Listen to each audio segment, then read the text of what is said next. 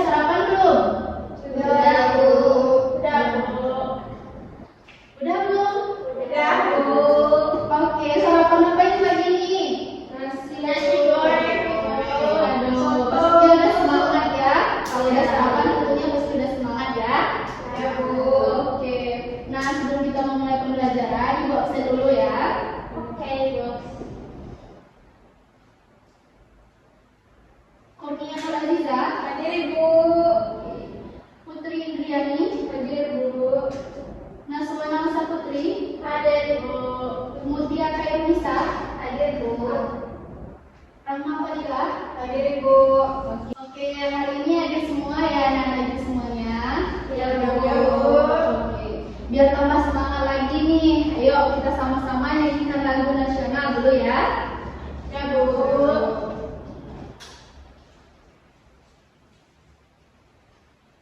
Oke, untuk itu anak-anak sekarang berdiri ya.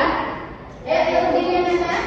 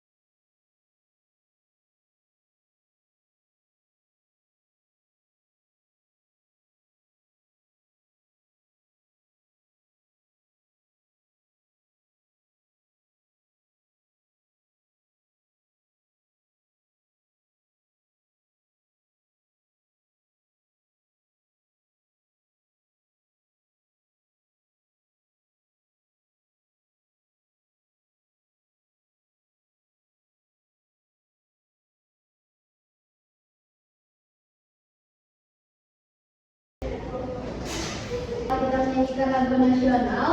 Anak-anak ibu tahu nggak hari ini kita akan belajar? Enggak, Bu. Nah, hari ini kita akan belajar tentang teks non sastra. Anak-anak ibu tahu nggak apa itu teks non sastra? Enggak, Bu. Nah, teks non sastra itu adalah teks yang berisi pengalaman nyata anak-anak yang itu kita alami dan bisa kita rasakan di kehidupan sehari-hari kita. Nanti ibu akan jabarkan contoh dari teks non sastra ya. Sebelum itu, anak-anak pernah dengar nggak misalnya ada cerita yang auditori, kinestetik? Pernah nggak? Pernah. Misalnya nih contoh ya, misalnya ada cerita nih video yang berbentuk komik seperti bergambar kan, mempunyai suara seperti audio. Pernah nggak? Pernah. Nah, gimana tuh kalau pernah? Ayo. Videonya ada suaranya Putri ceritanya. Oke, di mana tuh Putri? Dengarnya di mana? Di YouTube. Oke, di YouTube ya. Jadi banyak sekali ya kita temukan media yang berbentuk cerita bergambar itu, bisa di YouTube, bisa cerita bergambar dengan aplikasi komik. Nanti Ibu akan jabarkan. Nah, tujuan pembelajaran kita hari ini itu, anak-anak Ibu diharapkan nanti ya dapat mengidentifikasi informasi dan juga apa saja informasi yang ada di dalam teks non sastra. Selanjutnya, anak Ibu ini akan dapat menelaah siapa saja tokoh, apa tempat, di mana tempat, dan seperti apa peristiwa yang terdapat pada teks non sastra. Selanjutnya, nanti anak-anak Ibu juga dapat menyimpulkan kembali isi dari teks non sastra ini dengan bahasa anak-anak Ibu sendiri, oke?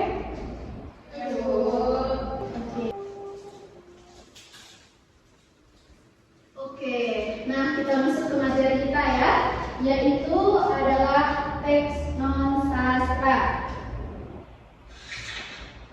Seperti yang Ibu katakan tadi, pengertian teks non sastra ini adalah suatu teks bacaan yang berdasarkan pengalaman nyata dari anak-anak Ibu semuanya.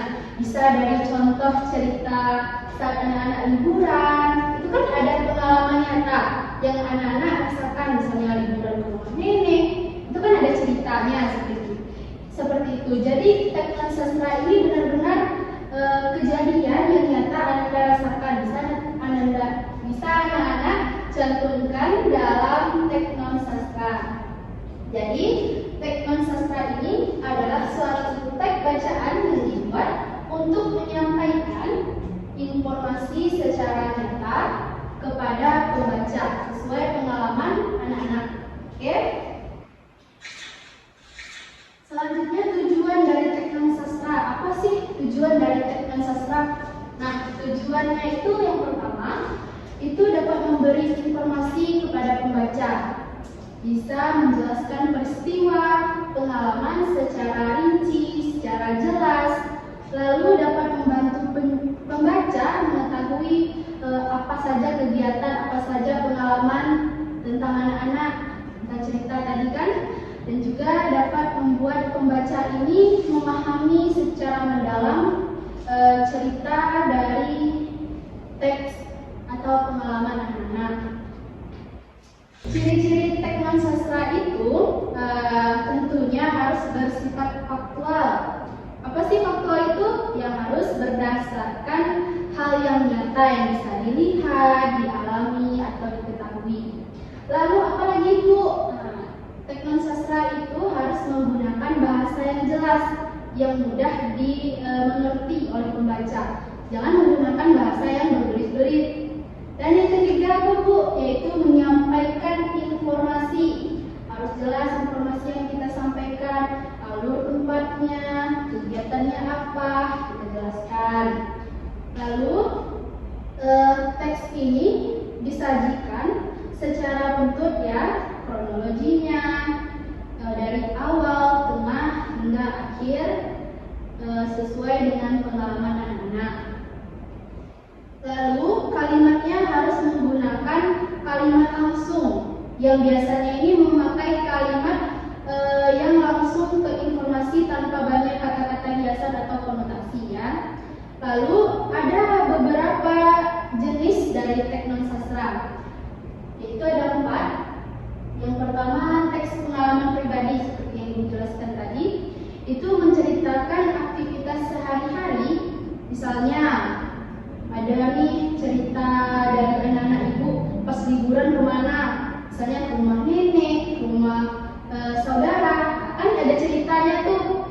Gimana alurnya, anak-anak bisa mencantumkan itu atau meluangkan ke dalam bentuk teks non sastra. Yang kedua itu deskripsi sederhana, di mana teks ini menjelaskan ciri-ciri dari suatu apapun benda yang anak rinci, deskripsi. Lalu yang ketiga adalah teks laporan sederhana, di mana ini menjelaskan hasil pengamatan.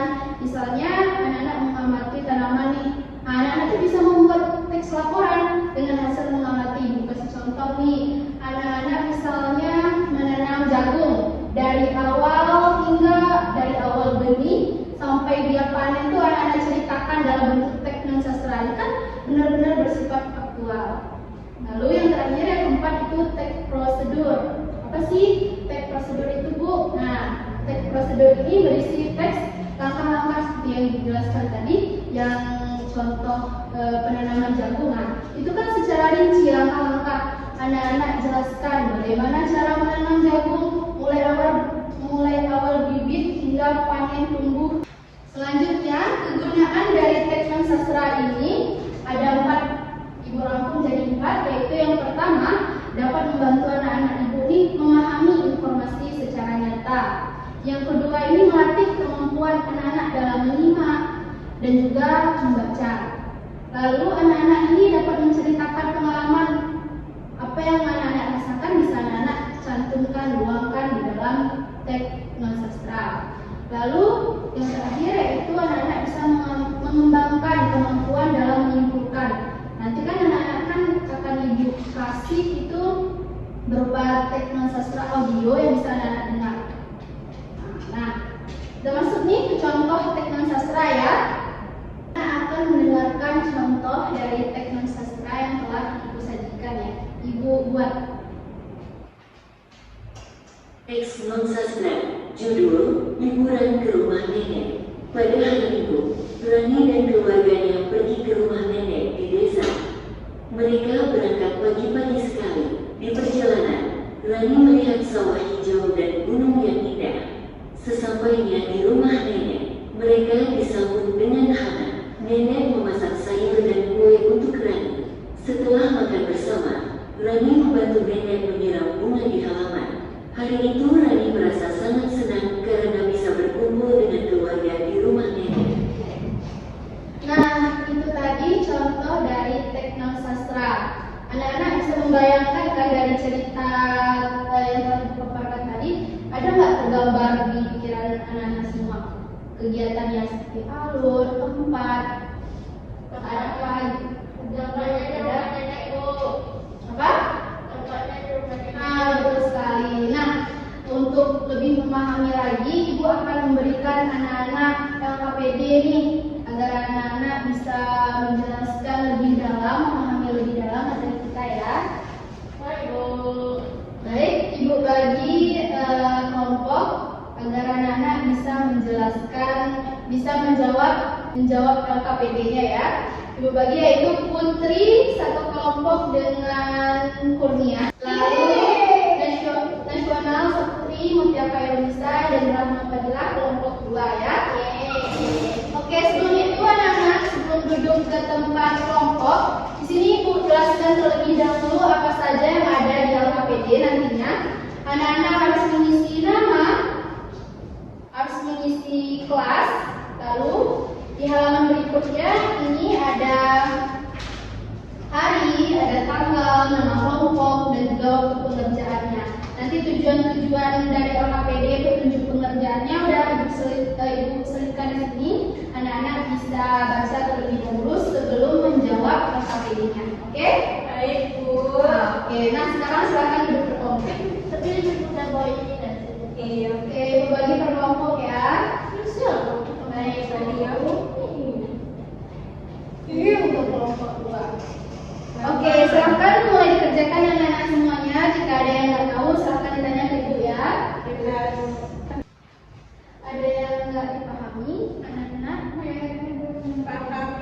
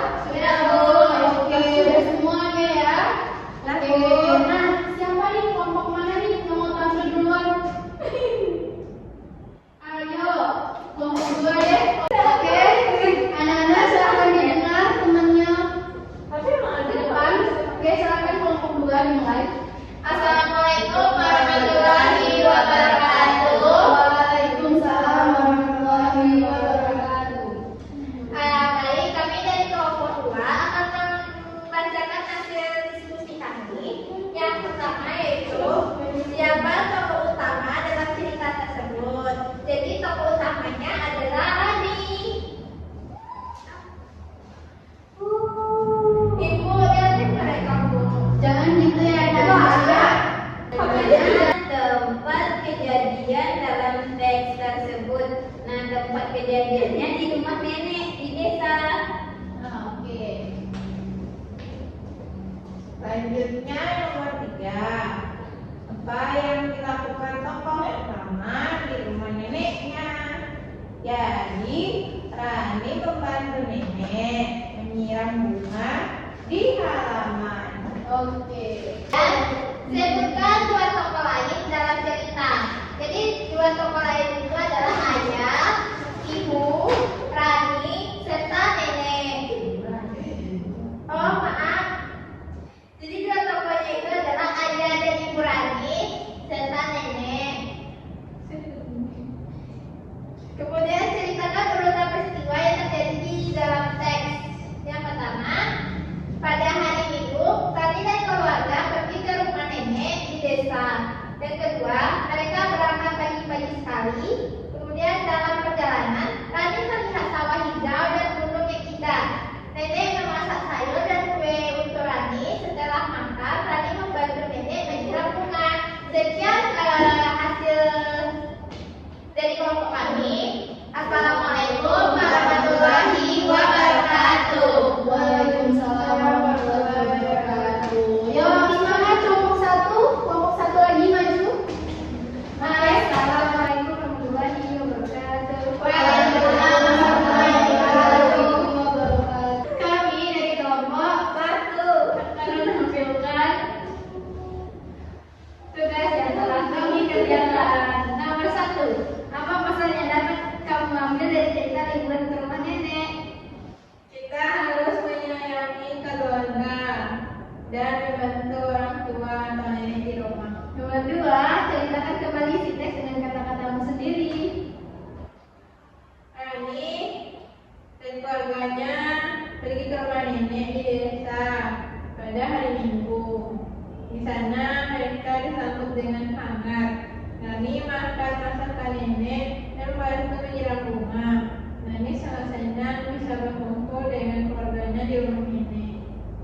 Baik, itu tadi tampilannya di kelompok 1. Terima kasih. Wassalamualaikum warahmatullahi wabarakatuh. Waalaikumsalam warahmatullahi wabarakatuh. Oke, setiap kelompok udah tampil maksimal ya. Berikan tepuk tangan dulu atau apa Oke, selanjutnya biar tambah semangat nih kayaknya udah lulus semuanya nih anak-anak ibu. Kita bakal ice breaking, oke? Oke, Bu. Sebelum memulai ice breaking ya, anak-anak silakan duduk rapi lagi ya, kembali ke tempat duduknya masing-masing. Oke, gimana ya?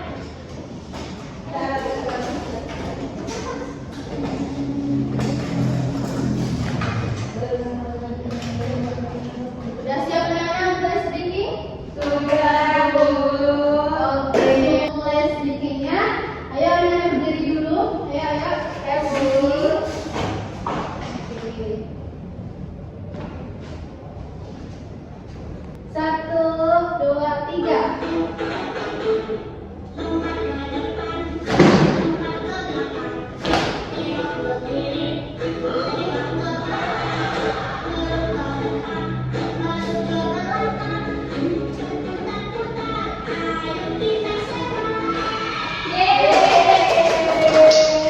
Semangat.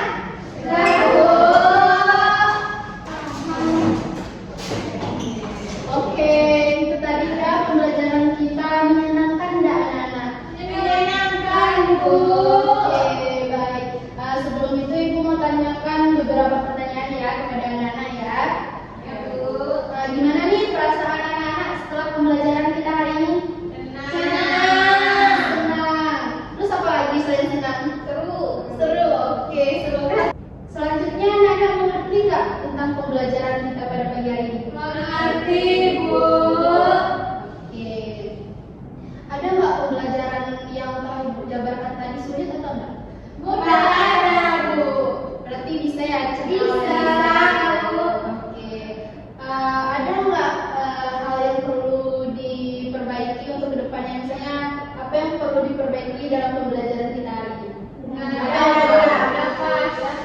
Oke, berarti anak-anak itu sudah mengerti pembelajaran kita pada pagi hari ini ya. Ya, Bu. Oke, karena udah mengerti nih,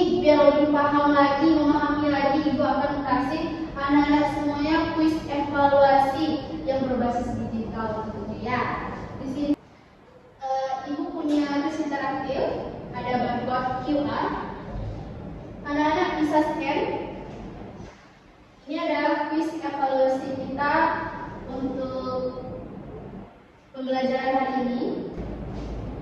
Apakah bisa dibuka anak-anak? Bisa, Bu. Oke. Santai anak-anak. Oke, ini contohnya ya anak-anak. Ya, Bu. Kita bisa coba nih jawab sama-sama karena udah sama-sama paham juga ya. Oke, kita mulai ya untuk kuis yang pertama. Fokus anak-anak. Siapakah tokoh utama dalam cerita liburan ke rumah nenek? Rani. Tunggu dulu, pilihannya ada Rani, ayah, nenek, dan ibu. Siapa nih? Rani. Oke, betul lagi. Betul. Wih, pintar ya anak. Lanjut, soal kedua. Apa yang dilihat Rani di perjalanan menuju rumah nenek? Rumah Kita depan, salah. Pak. Kita coba. Wih, betul. Yang ketiga, apa yang dilakukan Rani setelah makan bersama? Median. Coba. Wih, pintar ya Kurnia. Ya, Bu. Selanjutnya siapa saja nih anggota keluarga yang ikut ke rumah nenek? Rani. Semangat. Yang terakhir,